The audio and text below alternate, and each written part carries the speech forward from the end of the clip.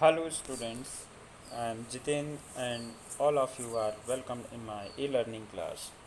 Today we will study the fourth chapter of First Flight and the chapter name is From the Diary of Anna Frank, and this is written by Anna Frank. जैसा कि नाम से यह स्पष्ट है, from the diary of Anne Frank यानी Anne Frank की diary से। तो एना फ्रैंक नाम की एक लड़की है, उसकी डायरी से लिए गए ये अंश हैं जिन्हें हम लोग लेसन फोर्थ के रिगार्डिंग पढ़ेंगे। तो स्टडी करने से पहले आइए हम लोग देखते हैं, बिफोर यू रीड हम लोग कंफर्म कर लेते हैं क्या है, जिससे हमें पता चल जाए कि हम लोग क्या पढ़ने वाले हैं। यहाँ आप लोग देखिए, this is the figure of Anne Frank, और उन्होंने ये फ़ोटो के नीचे देखिए कुछ लिखा भी है, और क्या लिखा है, दिस इज़ अ फ़ोटो। यह एक फ़ोटो है, एज आई वुड विश, जैसी मेरी इच्छा थी, माई सेल्फ, स्वयं को, to look all the time, हमेशा दिखने की। यानी ये मेरी वैसी फ़ोटो है जैसा मुझे हमेशा दिखने की इच्छा थी। Then I would maybe, तब ऐसा हो सकता है अगर मैं ऐसे ही हमेशा दिखूँ, have a chance to come to Hollywood, कि मैं हॉलीवुड में आ सकूँ। यानी खूबसूरत थी, जैसे चेहरे पर स्माइल दिख रही है, ऐसे होती अगर मैं हीरोइन जैसी खूबसूरत दिखूँ तो हो सकता है इस टाइप की फ़ोटो की वजह से मैं हॉलीवुड में भी आ सकती हूँ। ये एना फ्रैंक ने 10 अक्टूबर 1942 को लिखा था। आइए बिफोर यू रीड में हम लोग चेक करते हैं। यहाँ पर Anne Frank is a common name, by name she is famous. इस नेम से वो फेमस थी, वैसे फुल नेम उनका था, देखिए आगे लिखा हुआ, एनालीज मैरी, एनालीज मैरिया एना फ्रैंक, ये उनका फुल नेम था। 12 June 1929 is the birth date, and she was dead in the February और मार्च 1945। और इनका जो जन्म था वो 12 जून 1929 को हुआ था, और जो डेथ थी वो 1945 के फरवरी या मार्च में हुआ था। तो जो एना फ्रैंक है, was a German born Jewish girl. ये जर्मनी के लोगों को बोलते हैं, जर्मनी में पैदा हुई एक जूइश गर्ल थी। जूइश क्या होता है? जो जुडाइज़म रिलीजन को मानते हैं, धर्म को मानते हैं, उन्हें जूइश बोला जाता है। Who wrote while in the, जिसने ये लिखा था, in hiding while the family and four friends in the Amsterdam during the German occupation of the Netherland in the world war second. कह रही ये जो बुक है ये इन्होंने लिखा था वाइल, जब, hiding with her family and four friends in the Amsterdam, जब ये एम्स्टरडेम एक शहर का नाम है, जब ये एम्स्टरडेम शहर में छुपी हुई थी, हाइडिंग में थी अपनी फैमिली और 4 अन्य दोस्तों के साथ में, during the German occupation of the Netherland in second world war. यानी जब सेकेंड वर्ल्ड वॉर चल रहा था तो उस समय जर्मनी के जो लोग थे, जो नाजी थे, वो लोग ऑक्यूपेशन, यहाँ ऑक्यूपेशन का मतलब व्यवसाय या बिजनेस ने, मतलब ऑक्यूपाई करने से यहाँ पर है, अर्थात वो लोग जो कब्जा कर रहे थे नीदरलैंड पर, उस दौरान ये अपने परिवार और 4 मित्रों के साथ में एम्स्टरडेम में छुपी हुई थी, और वहाँ पर उन्होंने ये डायरी लिखी। Her family had move to Amsterdam, और इनकी परिवार कहाँ चला गया था? एम्स्टरडेम चला गया। After the Nazis gain the power in the Germany, जब जर्मनी में नाजीज को पावर मिल गया तो वो लोग एम्स्टरडेम चले गए। But they are trapped when the Nazi occupation extend to the Netherland, और लेकिन वहाँ से जब उनका पावर बढ़ते हुए उन्होंने नीदरलैंड को भी कब्जे में कर लिया तो ये लोग भी उनमें फंस गए। कहने का मतलब ये था, जो नाजी लोग थे जर्मनी के, वो लोग जीव से नफ़रत करते थे, उन्हें पसंद नहीं करते थे, और उनके साथ जो उनका ट्रीटमेंट था, जो व्यवहार था, वो बहुत ही बुरा था, वो इल ट्रीट किया करते थे, इसीलिए लोग छुप कर रहते थे। तो ये अपने परिवार और 4 दो फ्रेंड्स के साथ एम्स्टरडेम में छुपे हुए थे, लेकिन बाद में जब जर्मनी ने उसे भी कब्जे में कर लिया तो ये लोग फंस गए उनके चंगुल में। और फिर क्या होता है,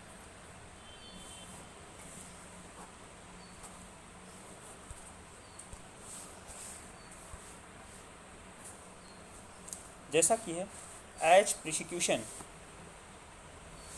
गेंड, यानी जैसा कि अत्याचार बढ़े, against the Jewish population increased, यानी जैसे जैसे उनके अत्याचार बढ़ते गए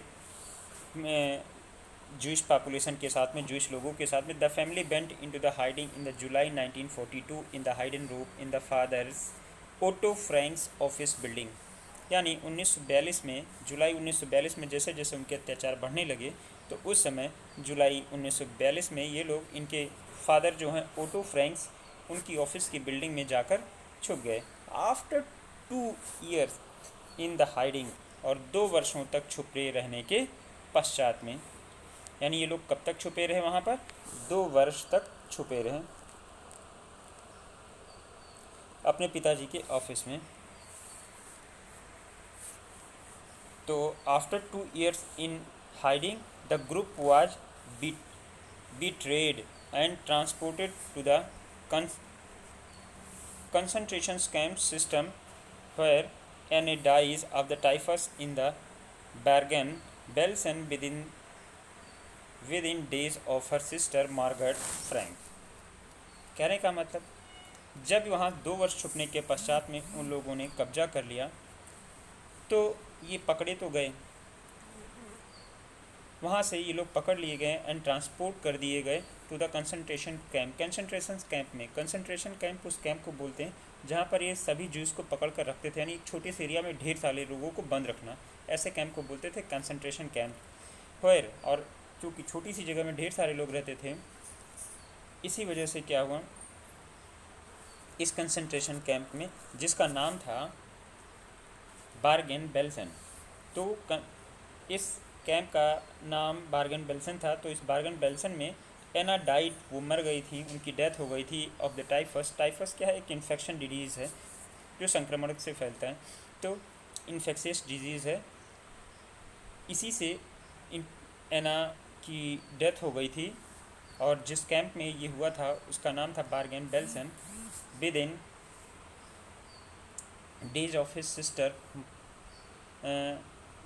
मार्गेट फ्रैंक, और उनकी जो सिस्टर मार्गेट फ्रैंक थी, उनके बाद इन बच्ची की भी डेथ हो गई थी।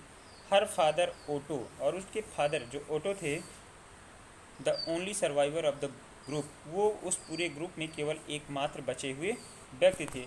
Return to the Amsterdam after the war ended, और जब सेकेंड वर्ल्ड वार ख़त्म हुआ तो उसके बाद केवल उसके फादर ओटो ही बचे थे जो वापस लौट कर आए थे एम्स्टरडैम तक। To find that her diary had been saved, और जब वापस आने पर इन्होंने देखा कि उसकी डायरी अभी भी सेव है, अभी तक किसी ने डिस्ट्रॉय वगैरह नहीं किया है। Convinced that it was a unique record, और उसे पढ़ने के बाद वो कन्विंस हो गए, ये मान लिए कि ये बहुत ही यूनिक रिकॉर्ड है। किस चीज़ का? He took action to have it publish in the English under the name of the diary of a young girl.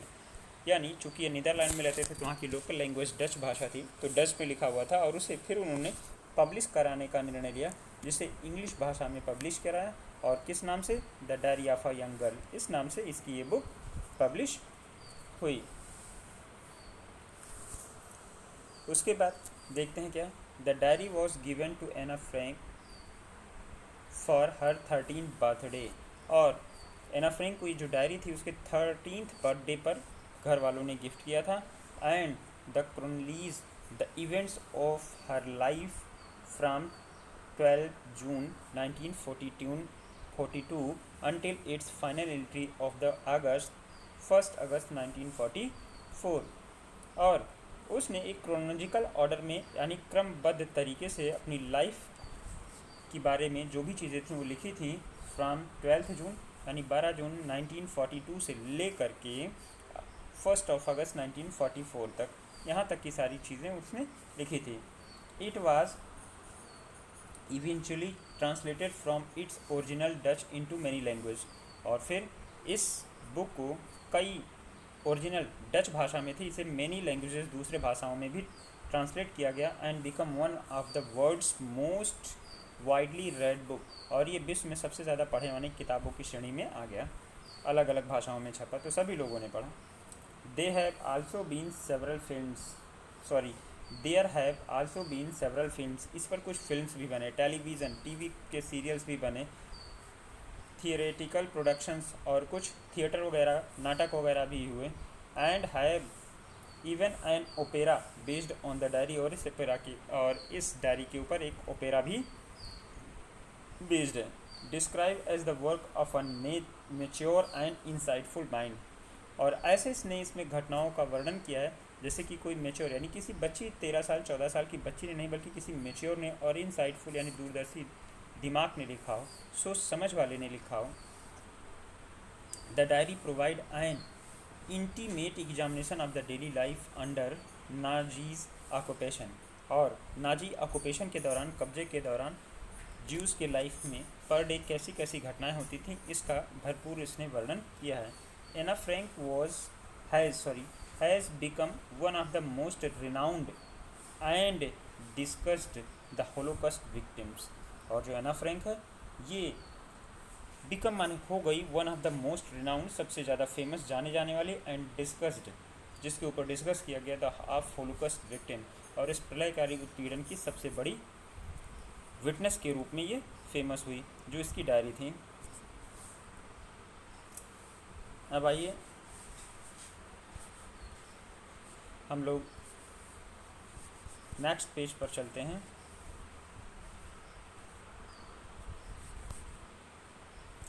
Story पढ़ना चालू करते हैं। कहाँ से स्टोरी है?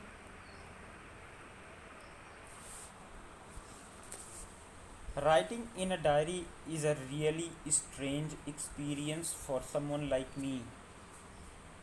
कहती है राइटिंग इन अ डायरी में लिखना is a really strange experience for someone like me, मेरी तरह किसी बच्चे के लिए, किसी व्यक्ति के लिए डायरी में लिखना बड़ा ही यूनिक टाइप का स्ट्रेंज एक्सपीरियंस है, यानी ऐसा एक्सपीरियंस कभी हुआ नहीं।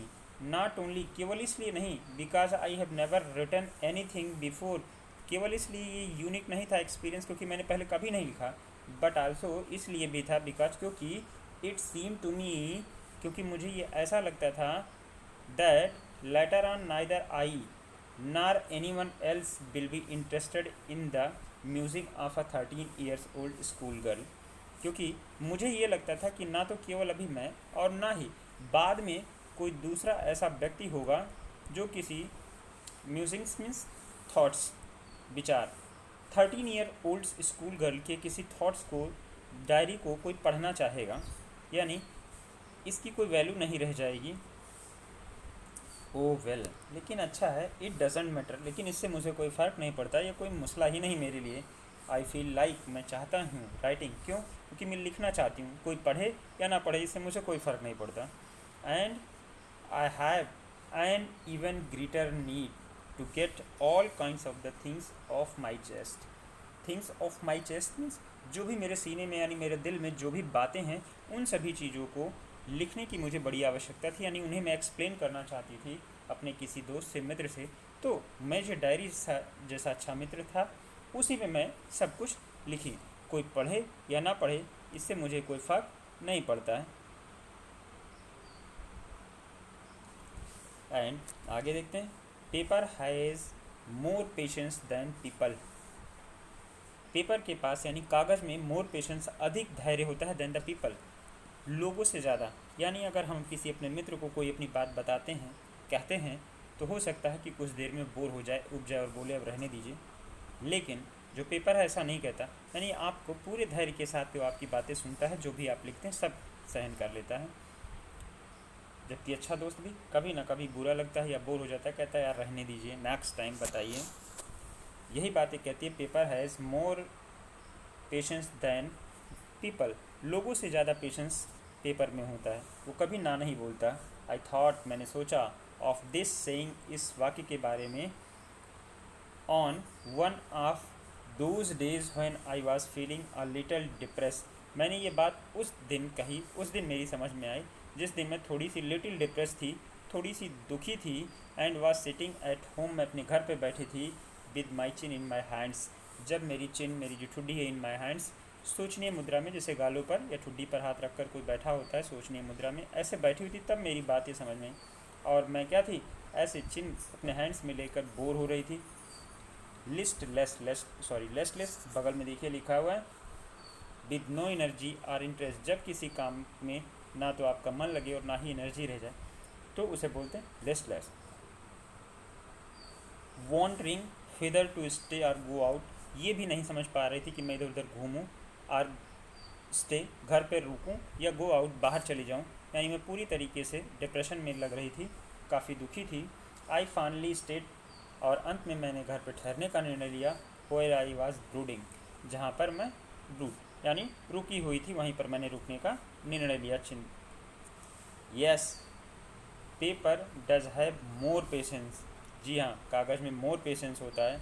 And since I am not planning to let anyone else read this stiff backed notebook, grandly refer to as a diary.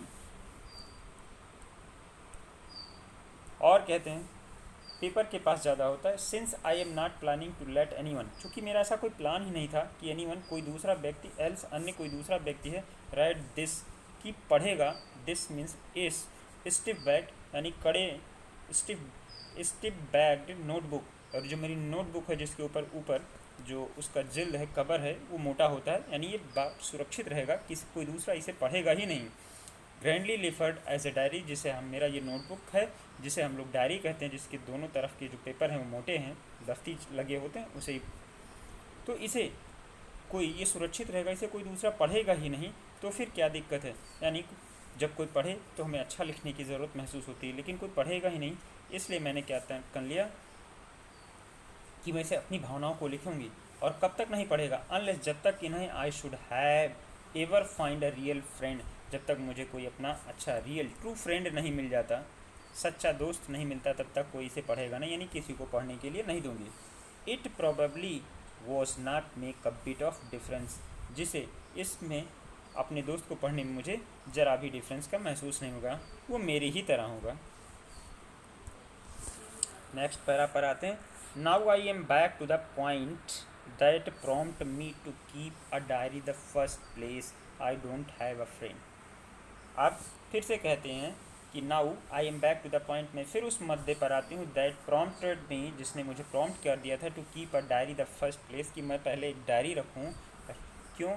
Because I don't have a friend, क्योंकि मेरे पास दोस्त नहीं है, जिस मुद्दे को लेकर मैं थोड़ी सी डिप्रेशन में थी। Let me put it more clearly, और मुझे इसे और क्लियर करने दीजिए, साफ करने दीजिए।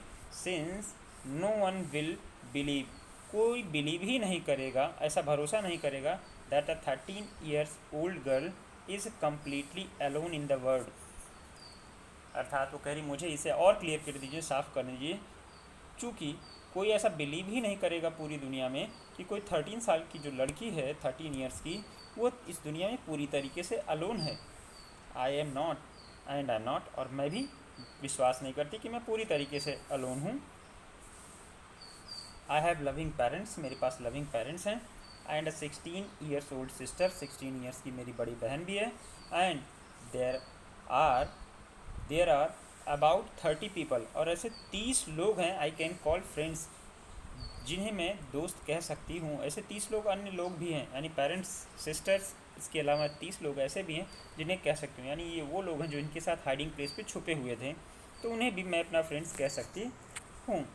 आई हैव ए फैमिली, मेरे पास परिवार है। Loving aunts and a good home, loving aunts, प्यार करने वाले आंट्स हैं, यानी जो आंटी अंकल वगैरह थे, बुआ थे, वो लोग हैं।